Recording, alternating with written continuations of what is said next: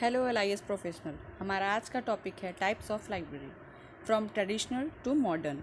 Means हम बैक जो लाइब्रेरीज फॉर्म हुए हैं, जो भी लाइब्रेरी के टाइप्स हैं, वहाँ से लेकर के अप टू डेट जो भी लाइब्रेरी की एडवांसमेंट हुई है उसके रिगार्डिंग आज हम देखेंगे। और हम ये भी देखेंगे कि हमारे जितने भी लाइब्रेरी कॉम्पिटिटिव एग्ज़ाम्स होते हैं उसमें लाइब्रेरी के जो भी फ़ीचर्स हैं, टाइप्स ऑफ लाइब्रेरी और उनके क्या ऑब्जेक्टिव होते हैं, क्या फंक्शंस होते हैं, इसके रिगार्डिंग क्वेश्चंस आते हैं। One by one particular library में तो हम बाद में जाएंगे, बट पहले हम ये देखेंगे कि लाइब्रेरी की स्पेसिफिकेशन क्या क्या है। चलिए तो आगे बढ़ते हैं। हम देखेंगे कि there are 4 types of library: academic, public, special, national. These are all traditional types of library. Traditional means जो कि पुराने समय से चला आ रहा है। इन 4 डिविजन्स में लाइब्रेरी को डिवाइड किया गया। इन्हीं 4 डिविजन्स का जो अपग्रेडेड फॉर्म है उसको हम डिजिटल और वर्चुअल कहते हैं। इन द सेंस कि पहले जो डॉक्यूमेंट्स होते थे, पहले जो इक्विपमेंट्स होते थे, वो डॉक्यूमेंट फॉर्म में होता था, ट्रेडिशनल फॉर्म में होता था। बट जब से टेक्नोलॉजी का विकास हुआ है, जब से टेक्नोलॉजी डेवलपमेंट हुआ है, तो सभी फील्ड में, लाइब्रेरी फील्ड में टेक्नोलॉजी का ज़्यादा से ज़्यादा एडवांसमेंट हुआ है, यूज़ हुआ है।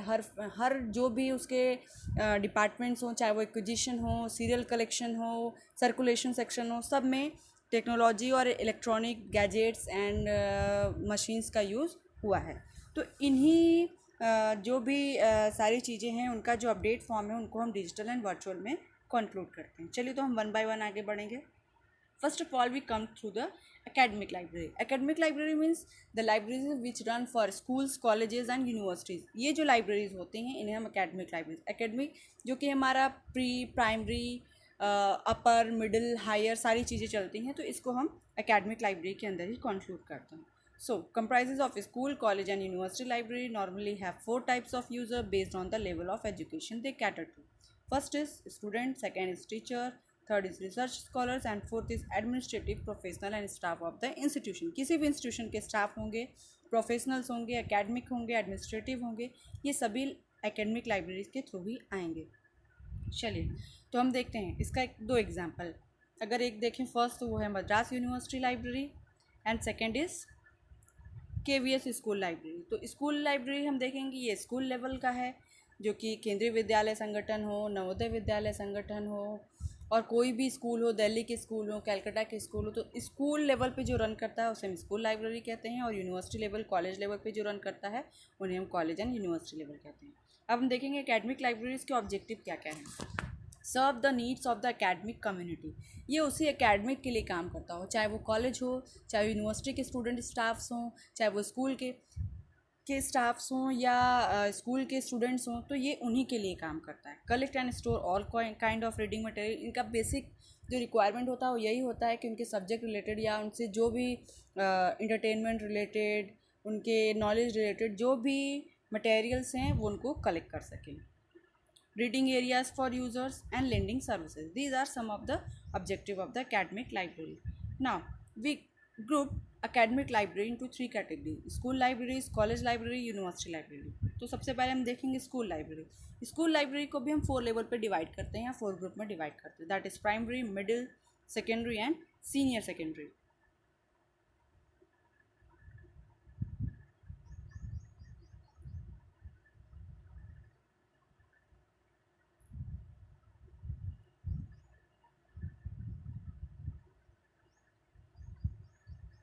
चलिए अब हम देखते हैं primary level means 0 to 5, middle 6 to 8, secondary 9 to 10 and senior secondary 11th and 12th. So these are the 4 dividation of school libraries in which the students where go through the libraries in which they have to only awaken and foster interest in reading books, create love for books, promote reading habits, inculcate communication skill. तो school library का सबसे main जो work होता है वो होता है बच्चों में रीडिंग हैबिट्स को डेवलप करना, क्योंकि वहाँ पे अगर हम देखें तो लाइब्रेरी को as a entertainment and as a reading development habit, as a enforcement, or we cannot say here enforcement means involving the student to go through the books and read the books and used reading habit in their daily routine.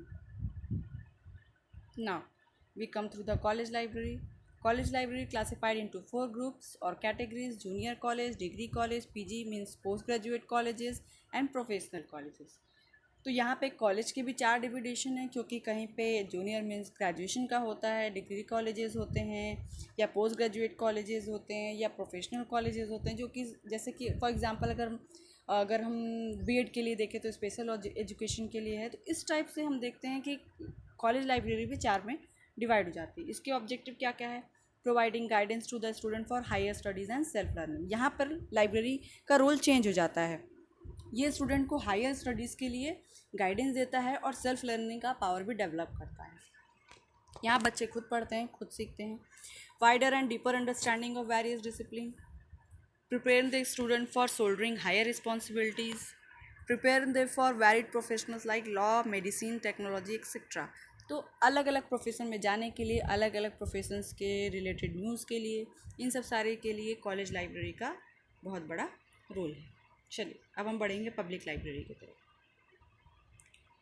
Public library हम देखते हैं कि public library का जो main M होता है वो ये होता है कि कोई भी यूज़र हो, किसी भी टाइप का यूज़र हो, इफ़ इट इज़ गर्ल और बॉय, मैन और women, any caste, any religion, there should be no differentiation between them.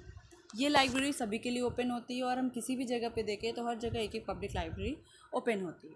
चलिए, a public library is a non-profit library served to every citizen irrespective of one's birth, caste, color, sex, social, economic and educational standard without any cost। बिना किसी moral devaluation के यहाँ पे जो भी लोग आते हैं वो अपने टाइम को यूज़ कर सकते हैं। एग्जाम्पल देखते हैं। दिल्ली पब्लिक लाइब्रेरी स्टैब्लिश्ड इन 1951, खुदा बख्श ओरिएंटल पब्लिक लाइब्रेरी पटना 1891। तो यहाँ हम देखेंगे हमारे पास बहुत सारे public library, national library, schools library, college library. National library तो एक ही होता है, बट मेरे कहने का मतलब ये है कि अलग अलग जो भी टाइप्स हैं उनके अलग अलग डिफरेंट लाइब्रेरीज होती हैं। पब्लिक लाइब्रेरी में सबसे बड़ा जो रोल होता है वो यूनेस्को पब्लिक लाइब्रेरी मैनिफेस्टो का होता है, क्योंकि यूनेस्को ने इसी मैनिफेस्टो के थ्रू पब्लिक लाइब्रेरी किस टाइप से रन करेगी, क्या क्या रिक्वायरमेंट वहाँ होनी चाहिए, क्या क्या रिसोर्सेज वहाँ होना चाहिए, किस टाइप से सारे वर्क होना चाहिए, तो ये यूनेस्को पब्लिक लाइब्रेरी मैनिफेस्टो ही करता है। यहाँ से भी क्वेश्चन आता है कि फर्स्ट ऑफ ऑल या first time UNESCO public library manifesto कब फॉर्मुलेट किया गया? So that was in 1949। उसके बाद इसका अगेन रिवीजन हुआ 1972 में and it was again revised in 1994, but in 1994 it work with IFLA. So एक क्वेश्चन यहाँ से ये बनता है कि 1994 में क्या स्पेशलाइजेशन थी? तो ये इफ्ला के कोऑपरेशन से इस मैनिफेस्टो को डेवलप किया था 1994 में। मैनिफेस्टो का काम क्या है? Manifesto provides guidelines regarding objective, activities and service of public library, it's funding, legislation and network. Funding हो, लेजिस्लेशन हो, नेटवर्क हो, सबके लिए यूनेस्को पब्लिक लाइब्रेरी मैनिफेस्टो ही वर्क करता है। इसके एम क्या है? Centre for information, centre for self education, centre for culture, centre for local cultural materials. जिस तरह की भी अवेलेबिलिटी पब्लिक लाइब्रेरी में चाहिए होगा, यूनेस्को पब्लिक लाइब्रेरी मैनिफेस्टो सबकी एक करिकुलम को प्रोवाइड करता है और पब्लिक लाइब्रेरी को देता है, जिससे कि वो उसी रूल रेगुलेशन पे वर्क कर सके। Now we go through the objective of public library. Help the life long self education of one and all.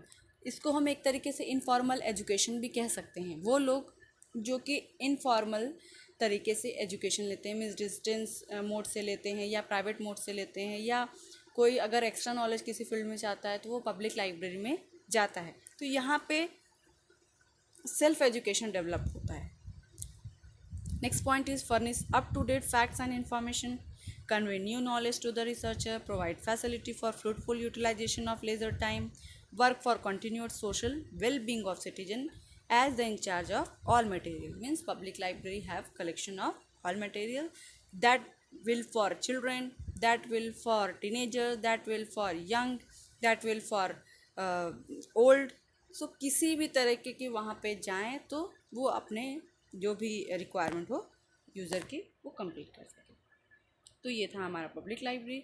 अब हम स्पेशल लाइब्रेरी की तरफ बढ़ेंगे। Special library deals with special user groups, has special subject, collections and render special services.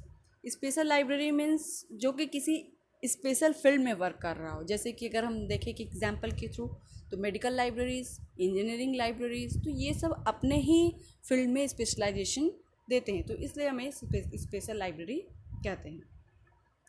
These libraries meet the information requirement of the organization to which they are attached. So जिस भी organisation से वो attach होते हैं वो उनको specification या specialised services provide करते हैं। जैसे कि हम देखें AIIMS Delhi, parliamentary library new Delhi, तो ये सब कुछ टाइप्स ऑफ स्पेशल लाइब्रेरीज़ हैं जो कि स्पेशल रिक्वायरमेंट को फुलफिल करते हैं केवल उसी फील्ड के लिए, not for all. Public library is for all, academic library is for all the student and the staff which are enrolled in their institution. School library is for student and the staff to promote reading habit between them. Okay, now we go through the objective of special education: to develop current as well as retrospective collection in core subject based on the project and programs of parent organization. For example, if we see the scientific organization DRDO, तो वहाँ पे जो भी चीज़ें होती हैं या जो भी एडवांसमेंट होता है, जो भी एक्सपेरिमेंट्स होता है, तो उससे रिलेटेड जो भी मटेरियल्स चाहिए होते हैं, मीन्स रीडिंग मटेरियल्स, जो भी इंफॉर्मेशन मटेरियल्स चाहिए होता है, तो वो पूरा कलेक्शन किए होते हैं। तो वो केवल अपने पेरेंट ऑर्गेनाइजेशन के लिए ही काम करते हैं, ना कि सभी के लिए। Provide promptly the latest information about the significant development by the request user, तो जो भी यूज़र्स के रिक्वेस्ट होते हैं उसके अकॉर्डिंग वो सारे लेटेस्ट इन्फॉर्मेशंस को अपडेट करते रहते हैं। Now most important, the national library. National library सभी नेशंस का अपना अपना एक लाइब्रेरी होता है, चाहे हम जापान देखें, चाहे हम USA देखें, कनाडा देखें, and instead our India also have national library.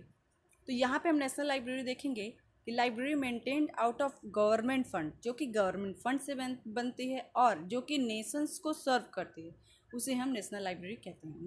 Library maintained out of government funds and serve the nation as a whole. The function of such library is to collect and preserve for posterity all the published records with books, periodical, newspaper and other printed and multimedia materials of the country's cultural heritage. With in a country जो भी collections होते हैं, जो भी informations materials होते हैं, उसको collect करना नेशनल लाइब्रेरी का काम है। और इसके अलावा फॉरेन कंट्रीज़ के भी जो कलेक्शंस होते हैं, जो भी चीज़ें होती हैं, उसको भी कलेक्ट करना नेशनल लाइब्रेरी का काम होता है। और ये जो कि हमारा जो बुक एंड न्यूज़पेपर एक्ट है उसके थ्रू ही बुक को लेता है। चलिए ऑब्जेक्टिव देखते हैं हम। Collection, development and conservation, conserve करने का काम भी और डेवलपमेंट करने का काम भी इसी का है। डिसेमिनेशन, नॉलेज का dissemination. Hold and keep up to date a large representative collection और foreign literature including books about the country, किसी भी कंट्री का हो, अपनी कंट्री का हो, सारे कलेक्शन को ये अप टू डेट रखता है। कंपाइल यूनियन कैटलॉग्स, यहाँ पे यूनियन कैटलॉग्स का भी कंपाइलेशन होता है। Serve as a permanent depository for all publication issued in the country. It is a very important point. Depository, it is a permanent depository, not temporary, it is a permanent depository. Provide leadership among the nation's libraries. Some examples of National Library of India Kolkata, National Diet Library Japan, the Library of Congress LC, that is in USA.